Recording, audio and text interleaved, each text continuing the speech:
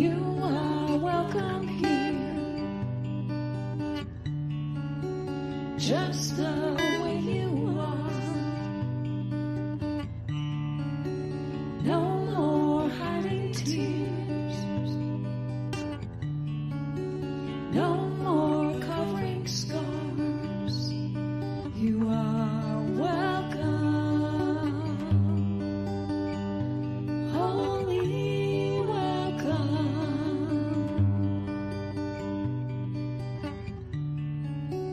You are welcome here, just the way you want to be. Bring your deepest hopes and all your wildest dreams. You are welcome, holy welcome, holy welcome.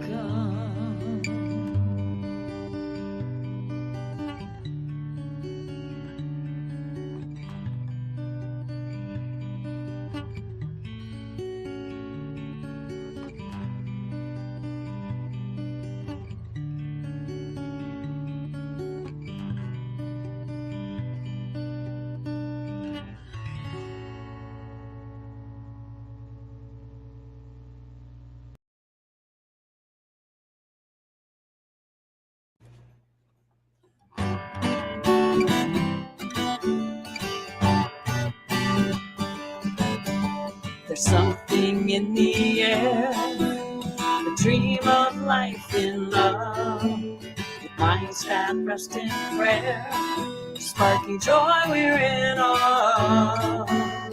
No matter where your path has been or time has somehow flies, like souls will come home again, true friendship ever thrives. Is this where the magic happens? Can you feel the hearts revealed right now in you and me? The secret is wherever we are. There's something in a smile that can turn a day around. Moments so worthwhile when we find common ground. No matter what the day might bring, right here we can align, knowing that we will be seen as perfect, whole, divine. This is where the magic happens. Let's feel all the hearts from close to me and me to you. The secret is wherever we are. So meet me where the magic happens, feeling all the hearts ignited now in you and me. The secret is wherever, the secret is whenever, the secret is together we are.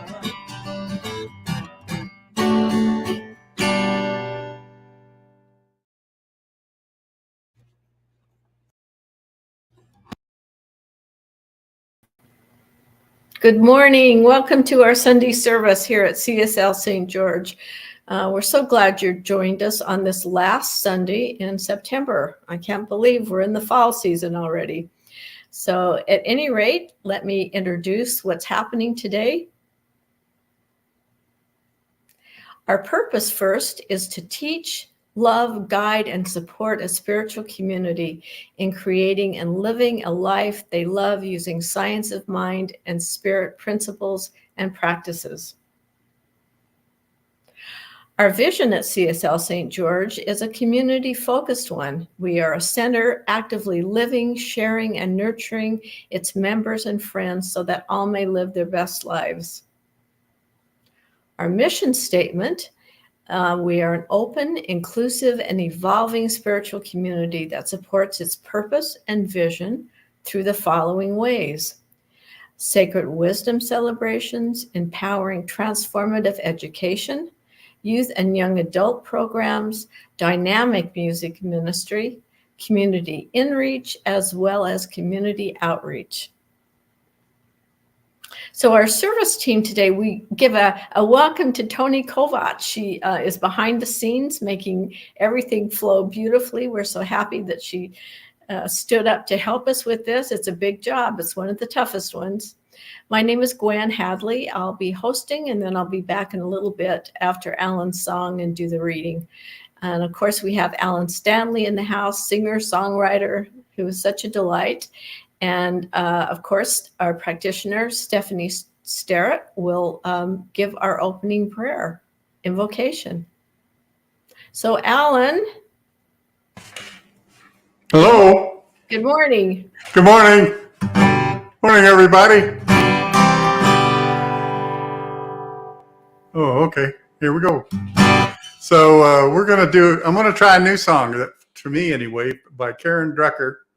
And while I was changing some of the lyrics, I just changed some of the notes too. So, but anyway, you can follow along. And it's a beautiful song that we should sing together, called We Are the Ones.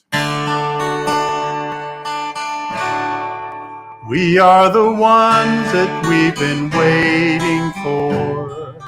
We are the ones who will make a difference. We are the ones who will change the world. We are the ones, we are. We are the ones, we are.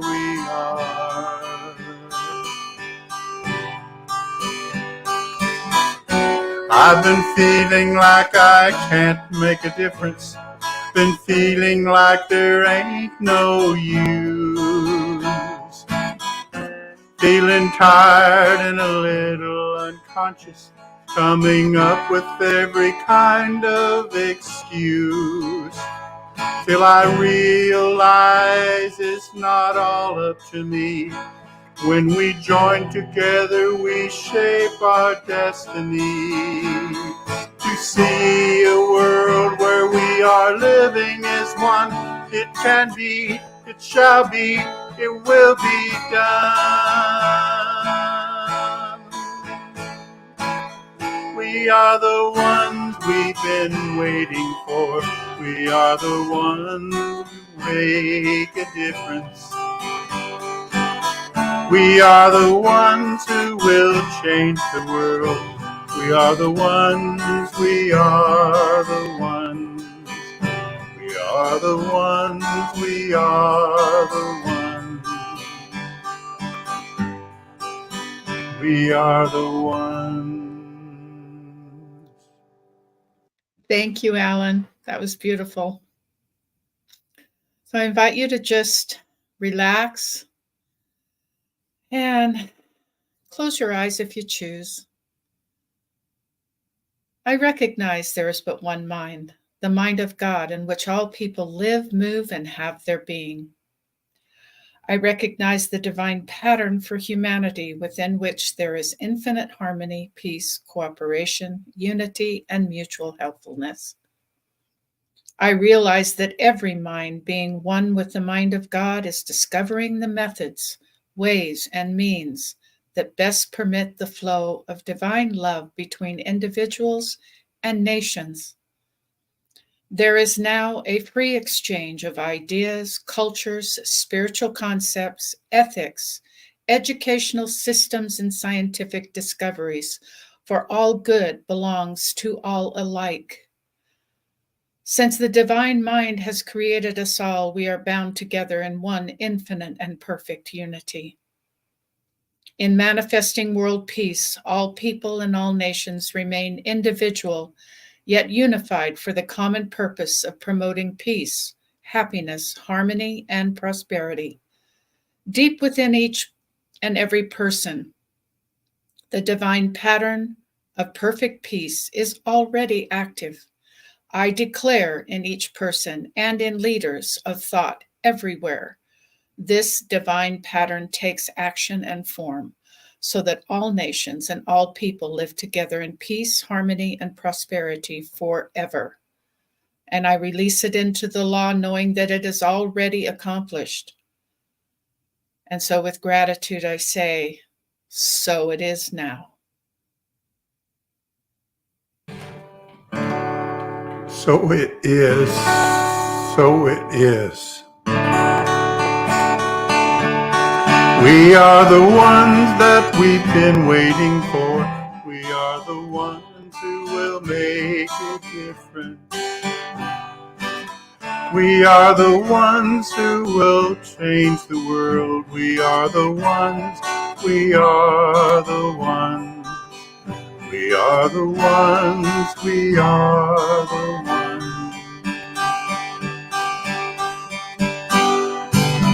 I am the one that I've been waiting for. I am the one who will make a difference. I am the one who will change the world. I am the one. I am the one. I am the one. I am the one. I am the one. I am the one. I am. Now we'll bring Gwen back. So my reading today is really, I'm going to read you a story.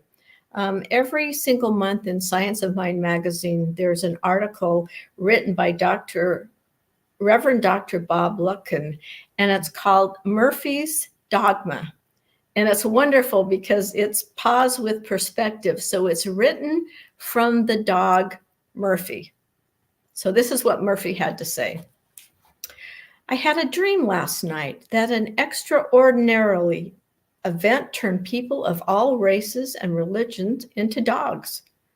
Suddenly, all wars stopped, hate ended, and there was no more talk of one person's God being bigger or better than another person's God. In fact, everyone seemed to accept and understand that God never has been a person at all, and is in fact an elegant intelligence woven into the very fabric of our universe. At first, some of the small dogs were afraid of the big dogs, but the big dogs could find no advantage in being large and had no desire to control those smaller dogs. Black, white, yellow, and red dogs enjoyed chasing each other, playing tug of rope, and rolling in the dirt.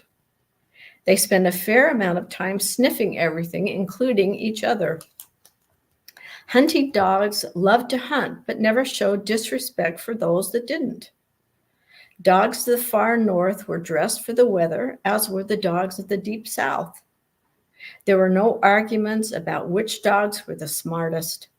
Every dog understood and appreciated their value and the beauty of diversity. Police dogs had nothing to police. Guard dogs stopped guarding. Both loved to run and play far more than anything else. I know I was only dreaming, but I wish I could find that people were a little bit more like dogs. Every being is valuable and lovable. Let's pause and appreciate our diversity. And so it is. And Alan's going to sing one of my favorite songs, Alan. Imagine.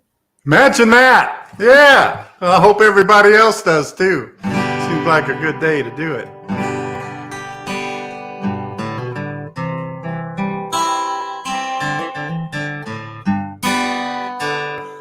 Excuse me. Imagine there's no heaven. It's easy if you try. No hell below us. Above us only sky. Imagine all the people living for today.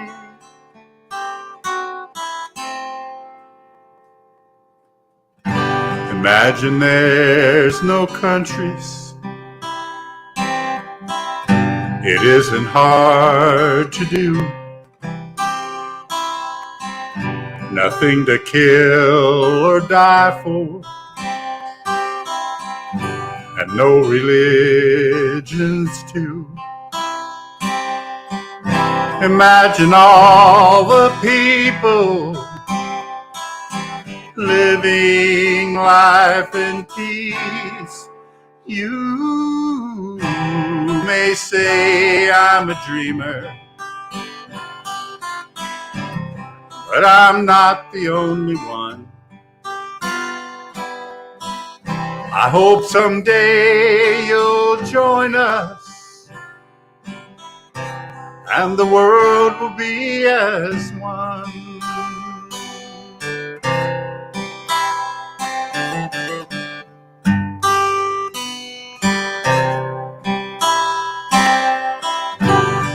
Imagine no possessions. I wonder if you can. No need for greed or hunger. A brotherhood of man. Imagine all the people sharing all the world. You may say I'm a dreamer, but I'm not the only one. I hope someday you'll join us, and the world will be as one.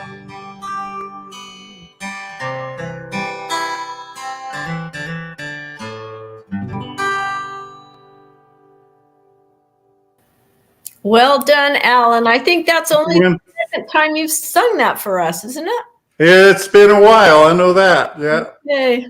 Thank you, sir. Thank you. So now it's my pleasure to invite, we have our 3 practitioners today that's going to give our talk. They're going to do just kind of a discussion of what's been happening this month, Pieces into Peace. So I invite practitioner Bill Smith, practitioner Sue Fulmer, and practitioner Stephanie Sterrett. Welcome, guys. Hi. Gang's all here. Yeah, You are gang's all here. plugged in. Thank you, Gwen. All right. Okay, here we go. I'd like to thank Christopher, who gave us the idea for today's conversation between the 3 of us, as opposed to each one of us doing like a whole section, to actually talk back and forth. And I thought that was brilliant. So thank you, Christopher, for that. He's also one of our practitioners. Okay, so in reference to Ernest Holmes' definition of peace, which is discussed in our first week, peace, a state of inner calm, and inner calm so complete that nothing can disturb it. This is a peace to which Jesus referred to when he said, "Peace, my peace I leave with you. My peace I give unto you."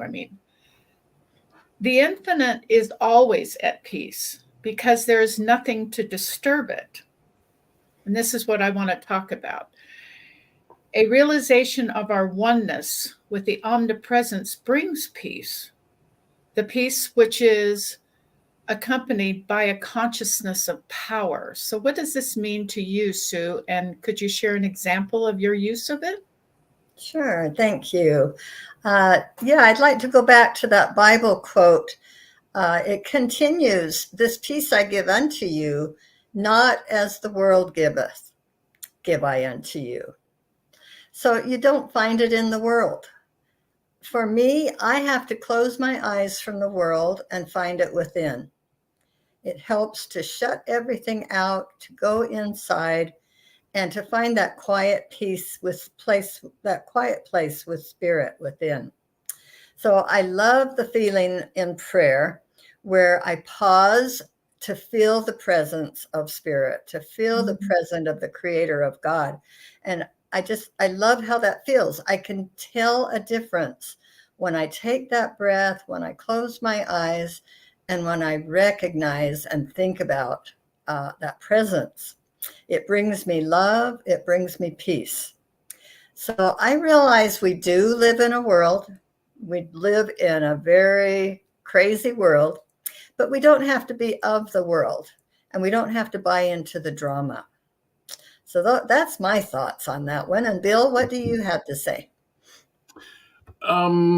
Yeah, I agree with what you said, Sue, but I want to focus on the last part of the question that Stephanie put to us. And it's like, how is this peace accompanied with a consciousness of power?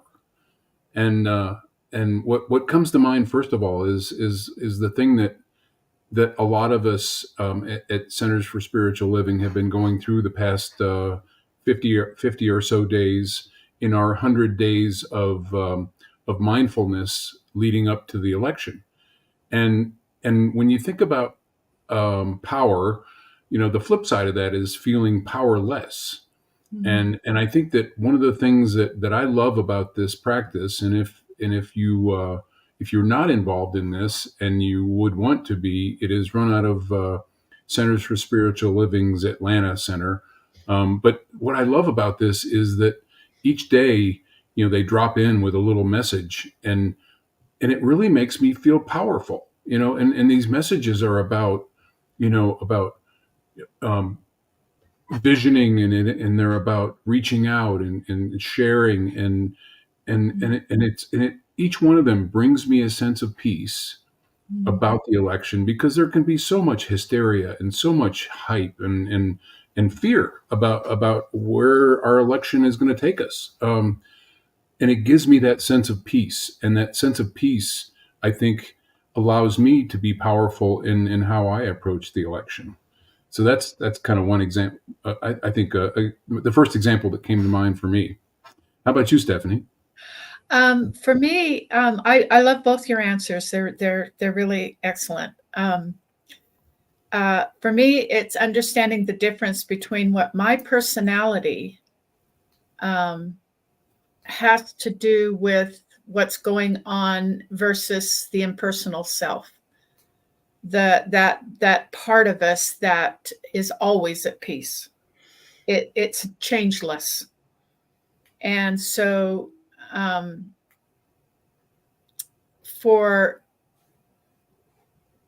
me to intuit and act from the impersonal self requires me to pause. So yes, I agree with both of you on that one. Okay, let's go to number 2. Let's see. If you could imagine living in a peaceful world, how would you describe that experience? Additionally, can you discuss the idea that inner peace must be achieved within one's consciousness before it can be reflected in the external world, regardless of circumstances? Sue? Great. That was my number 3. I hope you go back to number 2, because I like that one. So I'll be short on this one. I could imagine that what I feel at home in peace and serenity, I would see everywhere with everyone. That's what one of our principles is, that we create with our thoughts, and the things and the feelings that we have with our thoughts, that is creative, a creative mind. And so the world that I would like in my imagination, and that I really see happening, is to hold it within myself first, peace and serenity. And I treasure that so much in my own personal life and home. And I just imagine that I would see that everywhere with everyone. Bill?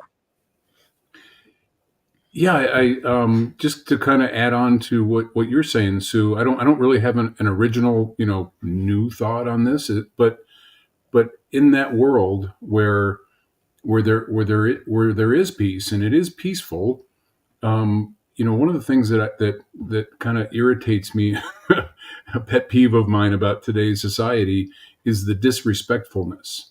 And it seems like, everywhere you go, there's this cancel culture, and a lot of our political leaders are speaking to each other and to the American people with such disrespect and such lack of honor, that really bothers me. So I see, when I see my perfect peaceful world, I see people treating each other with respect.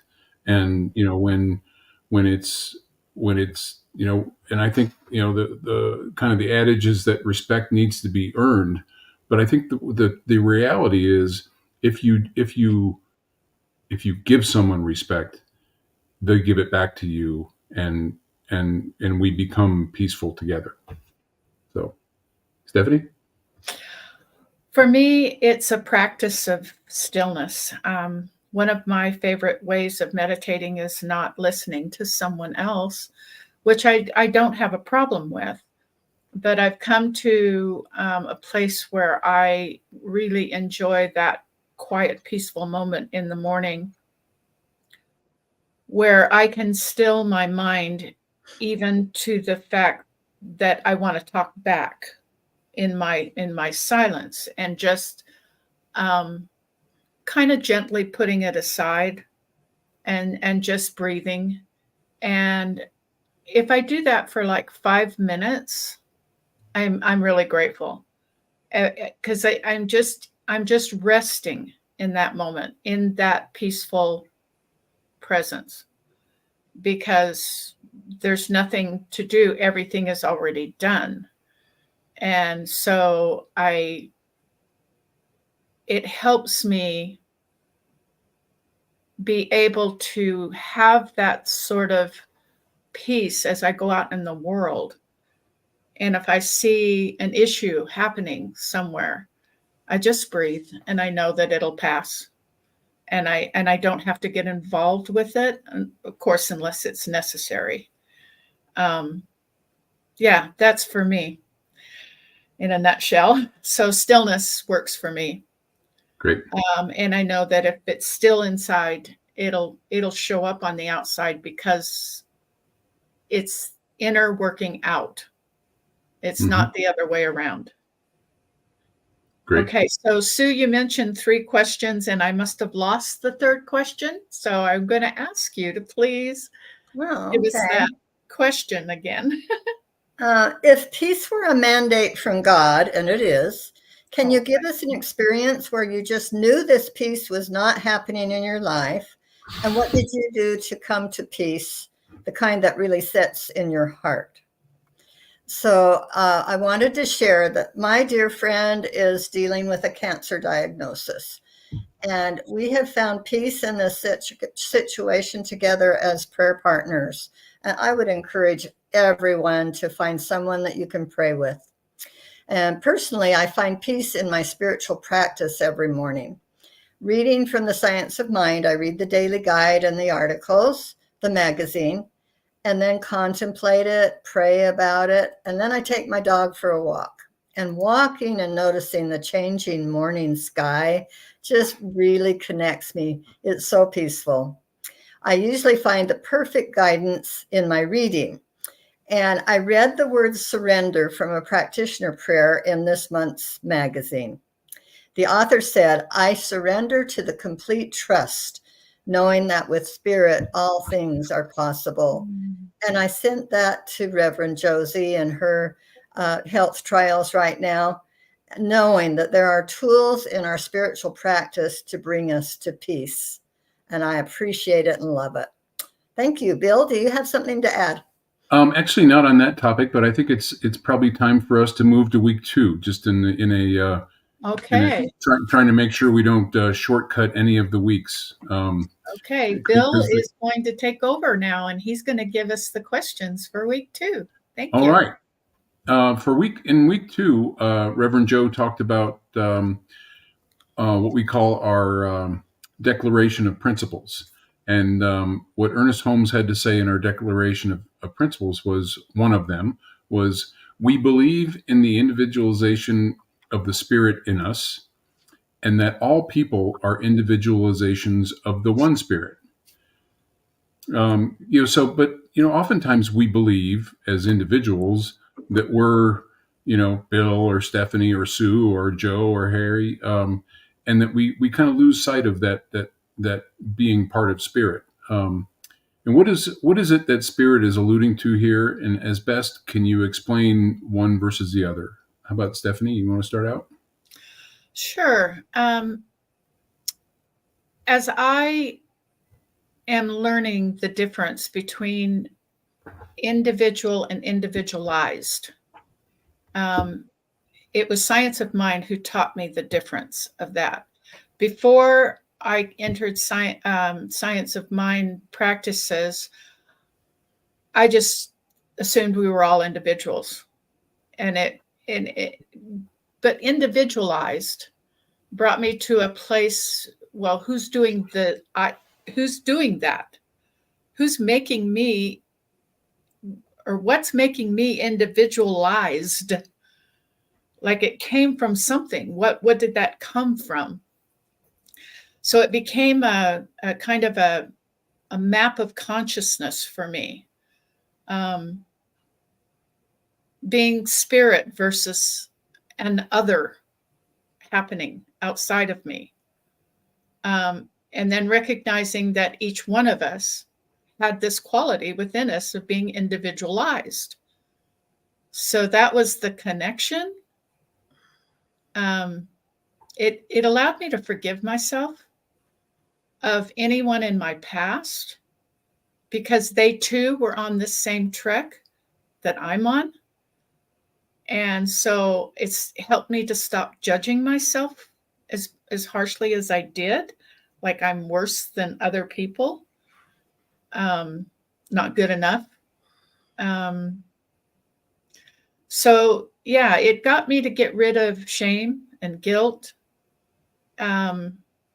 And it affected my state of mind. A state of mind is more important to me today than a circumstance. So if somebody's flaring up around me, or a circumstance is happening, something that I possibly chose to go through, I can quiet my mind to a state of peace or a state of clarity and then go through it. And that's for me. And Sue, how about you? I was thinking about separation. Separation we're taught is an illusion. And that illusion that we are Sue and Bill and Stephanie, and that we're all separate, that's the biggest threat to our peace. It's the biggest threat to, you look at the problems that you may have in life. If you knew you were one with God, you were one with Spirit, nothing would overwhelm us. Nothing would give us fear. That oneness is the answer. And oneness is love, and love is the answer. So I'm thinking, when we think we're pieces of the whole and not united, like thinking we are with, and noticing our differences of different colored skin, different customs, different beliefs and practices. We may think, what they believe is really weird. Thinking we have to competition. And you mentioned that, Bill, about not showing respect. Also, that we're just pitted against each other when we think that way. And that competition for resources, for power, for time, it just becomes so unbearably unpeaceful. And this all feeds into the illusion. And without love and without unity, there is no peace. And so it is. So it is, right? Yeah, that individual versus individualization of the one. I remember when I first, I think I've read the Science of Mind text like 7 times now. And probably the first 3 times I read it, I didn't get that. I mean, that was one of those concepts, and Ernest Holmes has a way of writing that just kind of, way over my head. And it takes it it takes a while for it to seep into me sometimes. But that individualization of the one spirit, and that, at first I thought I got that concept. I mean, I come from a, athletic team background, and I think, okay, yeah, I get, I'm an individual, and then I've got my team, and I'm a member of this team. But it's so much more than that. I mean, and I consider, the guys that I played football with, or baseball, or tiddlywinks, doesn't matter. They're brothers. I mean, they're in it, and we got each other's back, and we love each other and all that. But it's like a deeper level of that. It's like there's a bond with a teammate, and a bond with a family member, and a bond with your spouse, but the bond with all of humanity, that's pretty serious. I mean, and it really took me 5 years of science of mind practice to really finally get a glimpse of that, of what that, the depth of our oneness, so that's the, and then it's like, wow, so Sue, I'm gonna run the next question by you first. When your life seems to be falling into pieces, and this month is about taking the pieces and making peace out of it, what is a practice, or more than one, that you have in your tool belt? And we've kind of alluded to this as we've gone along, but what's a practice that helps you get to the peace that you already know in truth? Sue? Yeah, thinking here. Well, I would like to have had these tools in my toolbox and my tool belt long ago. I loved my religion. I was very active Mormon, and I loved prayer. I was always praying. My roommates at college always said, "Oh, Sue's always on her knees." And that's how I wore them out and had to get new knees. So, but if I had, I feel like now I've kind of graduated. That was a great introduction. And I've graduated, and the spiritual practices and the things that I've learned through life and through Science of Mind, or through Centers for Spiritual Living, those tools are really valuable. My prayers were sincere, but mostly in fear, and mostly in that supplication, please make this be okay, And I have learned, when I first heard about Science of Mind and affirmative prayer, I thought, oh, I don't know how to pray anymore. And I, like you, Bill, I had to think about that for a while and study it, and realize who we're praying to, why we're praying, and where the power is. And I love that belief of our 5 steps of prayer. Not that it has to be a routine, but that wow, you align, and then we believe, and as we believe, it is. So kind of rambling, but now I breathe, I pray, and a big one is I go to nature. Nature reflects the balance and peace that we all need. And I just went up to Cedar Mountain, and the leaves changing, it's just breathtaking. And I always say, oh, thank you, God, and thank you, Mother Nature. That's one thing in my tool belt that I'm grateful I can go out and get centered in that. So, Stephanie, would you like to? Yeah, thank you, both of you. Thanks for the question. For me, I just stop whatever I'm doing. I could be in a grocery store, and I could have a thought, and all of a sudden I'm out of peace. And I just stop in the grocery store, and I just close my eyes. I don't care who's looking at me. It's none of my business. And I just breathe. I take 3 deep breaths, and I notice what is coming up for me. And the minute it comes up for me, I know that there is an answer right there with it. And so that allowing that that me breathing and allowing the feeling to even be present is the most important thing for me. Because in the noticing of it, it is gone almost in an instant. And I think it's probably because through prayer, other times during the day, I know where to go. Through prayer, I know that there's only one mind. And so what is this disruption? It can't be the real thing because God isn't discordant in any way. And so, for me, I just stop and breathe 3 times and allow what to come up, because I know it's instantly going to be taken away. Awesome.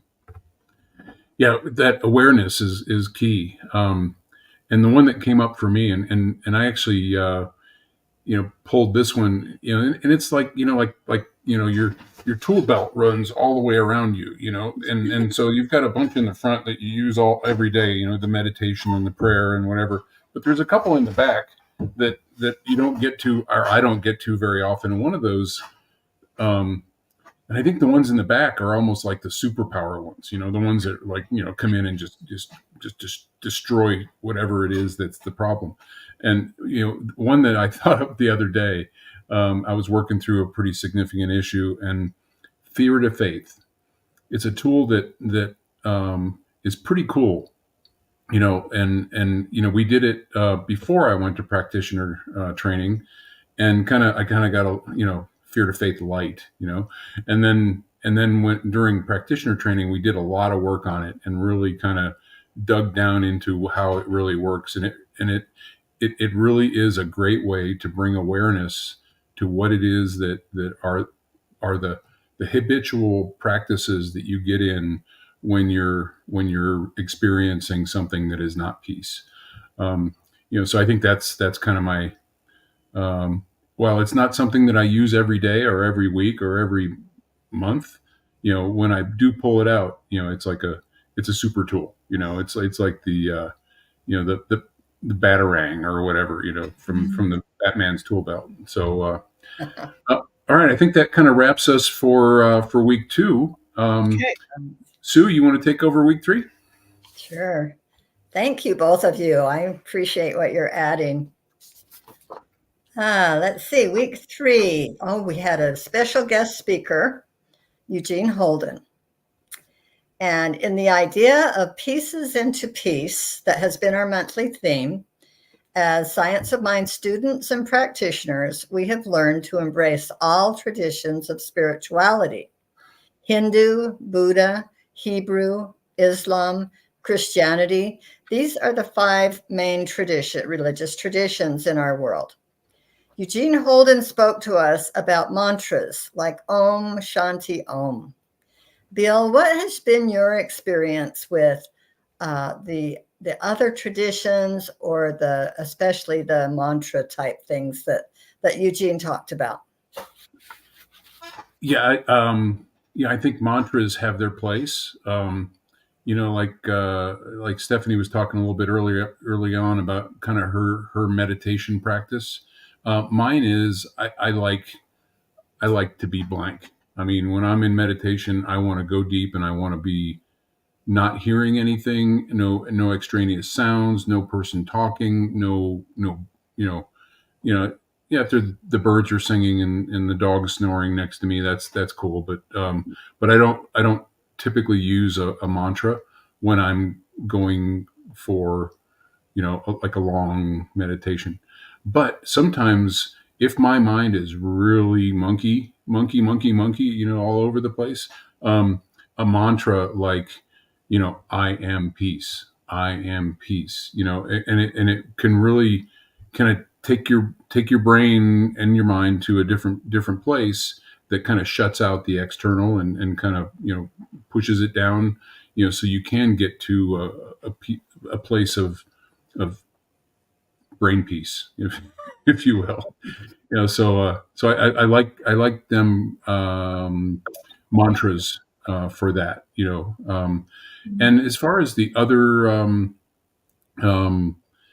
the other practices, I think, one of the things that's great about Science of Mind and our practices here at Centers for Spiritual Living is that it really is. It's like the all-star team of religions. I mean, Ernest Holmes was such a great, you know, synthesizer, and he just brought everything together. I mean, so we have access to a lot of the practices from the greatest religions that have ever existed, in time, and some of these ancient religions. So I feel good there, but there's still so much out there, and I know, Stephanie, you do a lot of non-traditional searching, for on the spiritual side. You want to talk a little bit about that? Sure. You might call me the cosmic alchemist because I search everywhere to see, what works. And I also search just to share, because somebody might go, yeah, I want to look into that. And it might be just perfect for what they need. So I know with the Hindu religion, I was a oneness blessing giver and facilitator for 2 or 3 years before I came to CSL. And so we did a lot of chanting. We did a lot of praying and laying on of hands, not so much healing, but the way that a oneness practitioner does is they just lay the hands on to promote peace within the mind, not to get away from anything else, just to bring the person to a state where they can,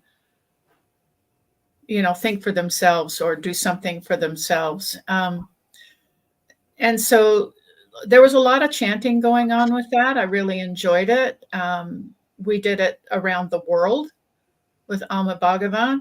We would send peace to every nation, to every religion, to every thing like that with these chants. And we would come to a place of feeling connected, let's say connected to all of it, to everything. So I did use that in the past, but like I said, I've kind of moved forward a little bit for myself, and that is to go into the stillness, knowing that all of that is with it, because there is no separation from the masses, from group race consciousness.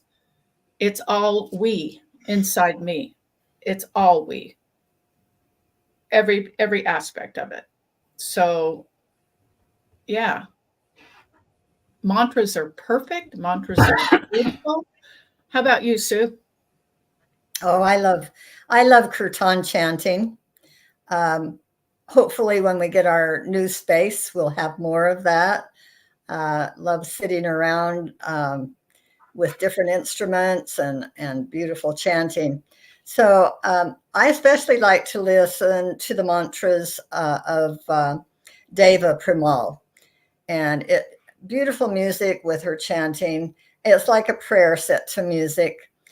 I have to tell you about something that happened last night. Talk about synchronicity, or a word that I saw recently is synchronidipity. The combination of synchronicity and serendipity. This is what happened. I was watching a YouTube program last night, and the special guest just happened to be Deva Premal and her partner, Mitan.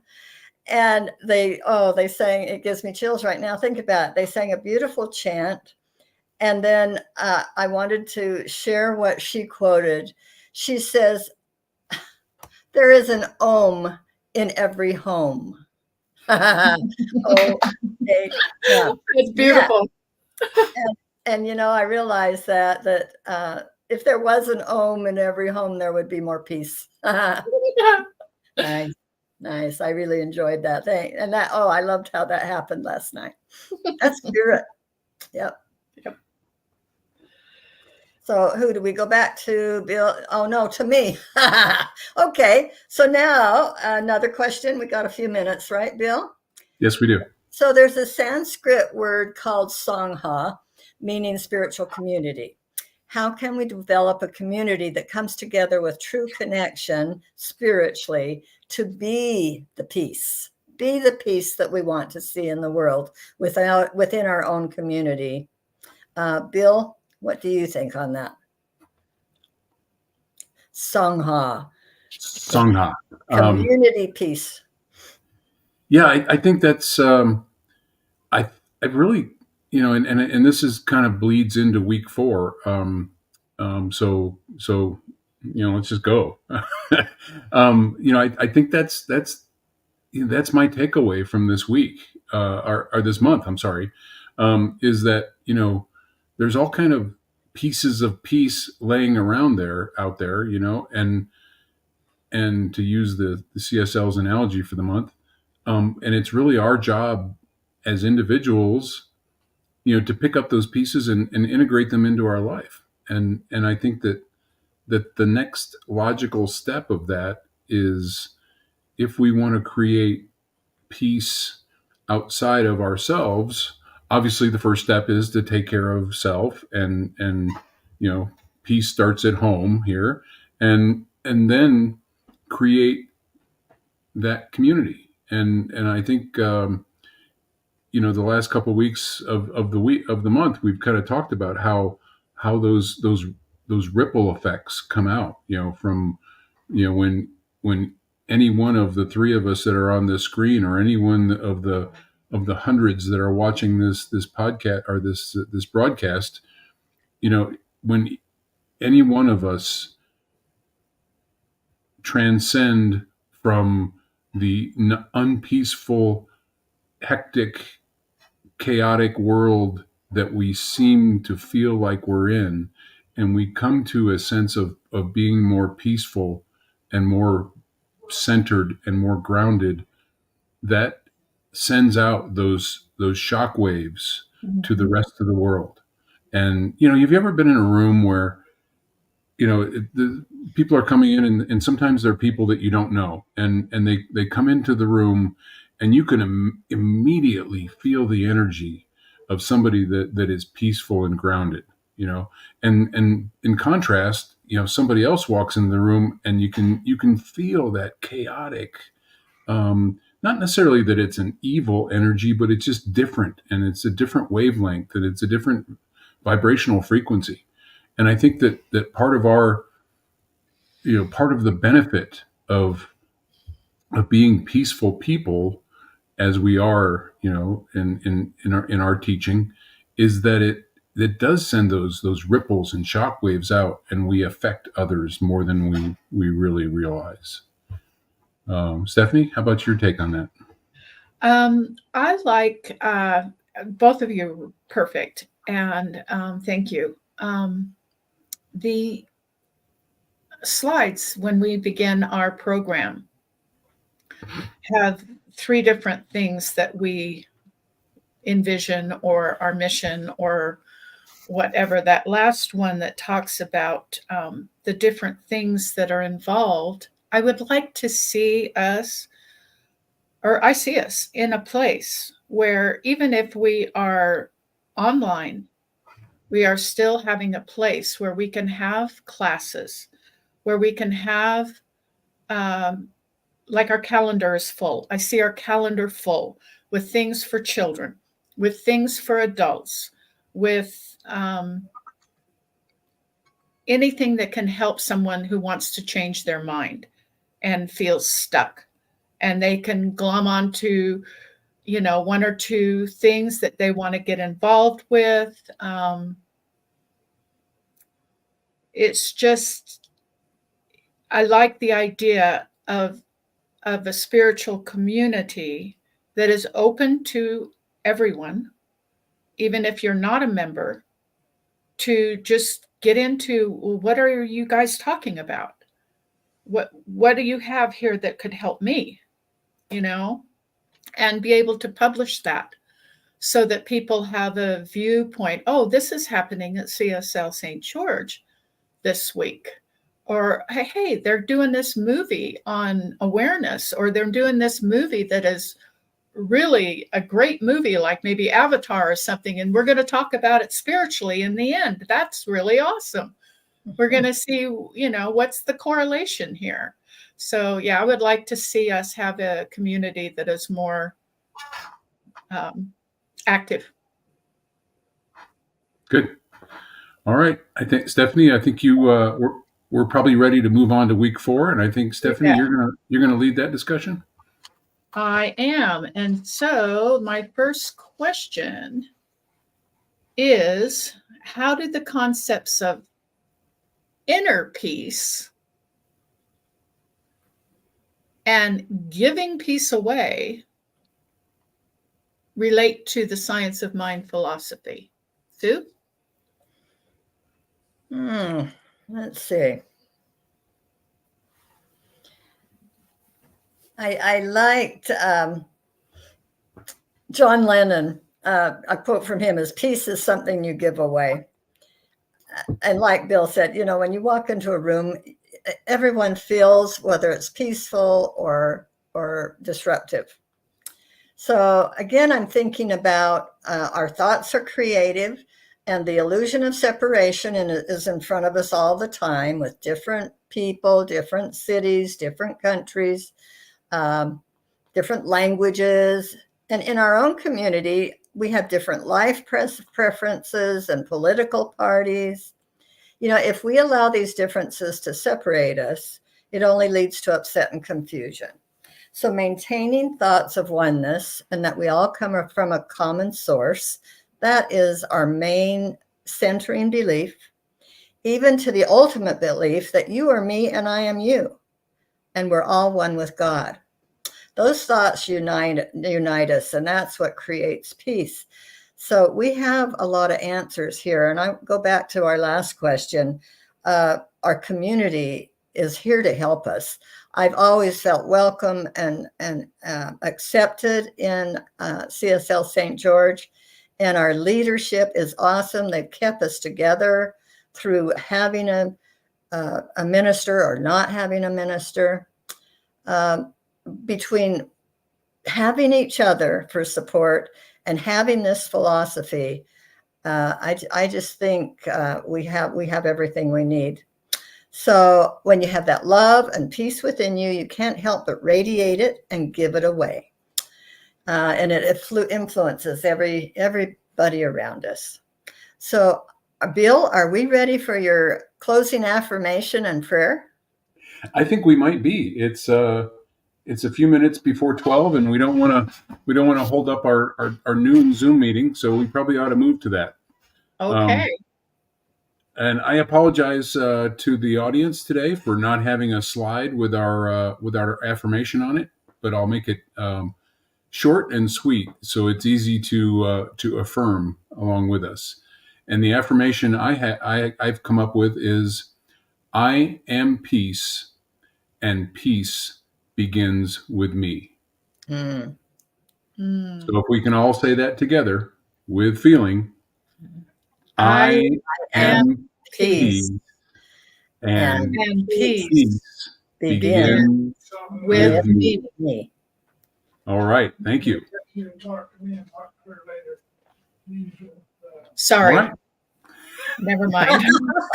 Somebody else is trying to I'm talk. sitting here going, out of here. A little echo going on there. All right. So I'll close this out in prayer right now. And I invite you all to join me. So as I recognize the oneness and the presence of the one, and I just know that the primary and overriding principle of that one, of God, of what we call spirit, is peace. And that peace is something that it actually is God ordained and God created. I don't think peace would be a natural human endeavor unless it was from God. So I just know that as I am in peace, and I am just inundated and filled with peace, I know that to be true for every one of us, because peace is God and we are one with God. So I just know that as these last 4 weeks have transpired, we have talked about peace. We have talked about putting the pieces together to make peace. And I know that we kind of ended the month with the way we project peace to the world, and that is a beautiful thing. And I know that as we move forward, each and every one of us has this power to create peace where there is not. And in the movie Star Wars, they talked about that being like a Jedi mind trick. But it's not a Jedi mind trick, it's a God trick that we all have access to, regardless of how deep we are in science of mind or in spirituality. It is all available to each and every one of us at any time. So I am just so grateful for this knowing. I'm grateful for the peace that I am and the peace that I am in this world. And I know that as I am that peace comes back to me hundredfold. So I just release my word to the law of God, that God that is peace and that is peaceful. And I release by saying, and so it is. And so it So is. it is. Thank you. Thank you, guys. Thank you, everyone. Great discussion. Thank you all for your profound insights. And I just had to share a couple of things real quick. I love Bill, Fear to Faith. Sue, I love Om in every home. And Stephanie, I always suspected you were a cosmic alchemist. Yeah. So thank you. We'll finish up with our announcements and get you back on the Zoom call with us. Thanks, Gwen. Okay. What a wonderful presentation from our practitioners. So grateful to have them. So now we're going to finish up with some announcements. You can see on the screen on your slide prayer requests. You can see the website there. Our practitioners are more than willing to pray with you, for you, whatever you need. Please don't hesitate to reach out. Our next in-person service beginning in October, now we're going to have two, is October the 13th and October the 27th at the Masonic Lodge. So come out and support and join us in fellowship. Switchpoint, we're doing, there's information, I'm not going to go into it, volunteer opportunities. You can contact Tim McGreechy for that. And there's more information on the website and in the newsletter. Again, Zoom conversation, always at noon. Please join us if you can.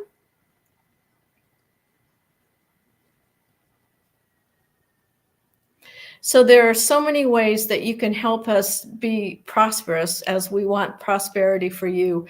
You can give with Zelle. You can see that in the newsletter for instructions. It's a very easy bank-to-bank system.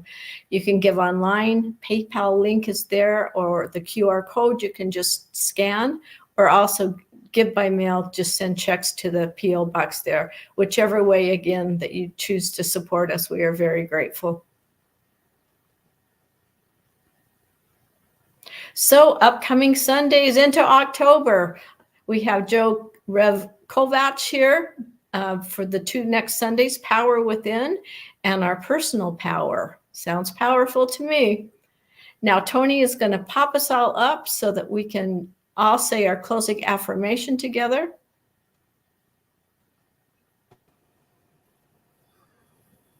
And the gang's all here. Where's Tony? Oh, there she is. There we are. So I invite you to say this out loud with us as we repeat this closing affirmation. Something wonderful is happening through me right now. It is this thing called life.